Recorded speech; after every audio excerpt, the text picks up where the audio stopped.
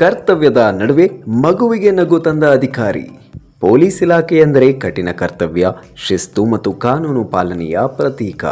ಆದರೆ ಕೆಲ ಅಧಿಕಾರಿಗಳು ತಮ್ಮ ಮಾನವೀಯತೆ ಹಾಗೂ ಮಮತೆಯ ಮೂಲಕ ಜನಮನ ಗೆಲ್ಲುತ್ತಾರೆ. ಅದಕ್ಕೆ ಉದಾಹರಣೆಯಾಗಿದ್ದಾರೆ ಬೆಂಡಿಗೇರಿ ಪೊಲೀಸ್ ಠಾಣೆಯ ಇನ್ಸ್ಪೆಕ್ಟರ್ ನಾಯಕರು. ಕರ್ತವ್ಯದ ನಡುವೆ ಠಾಣೆಗೆ ಬಂದಿದ್ದ ಪುಟ್ಟ ಮಗುವೊಂದಿಗೆ ಕೆಲ ಕ್ಷಣಗಳ ಕಾಲ ಕಳೆಯುವ ಮೂಲಕ ಮಗುವಿನ ಮುಖದಲ್ಲಿ ನಗು ಮೂಡಿಸಿದ್ದಾರೆ. ಮಗುವಿನ ಜೊತೆ ಮಾತನಾಡಿ, ಆಟವಾಡಿ, ಮಮತೆಯಿಂದ ವರ್ತಿಸಿದ ದೃಶ್ಯ ಎಲ್ಲರ ಗಮನ ಸೆಳೆಯುತ್ತಿದೆ. Bureau report, Kannada Janashri news, Hubballi.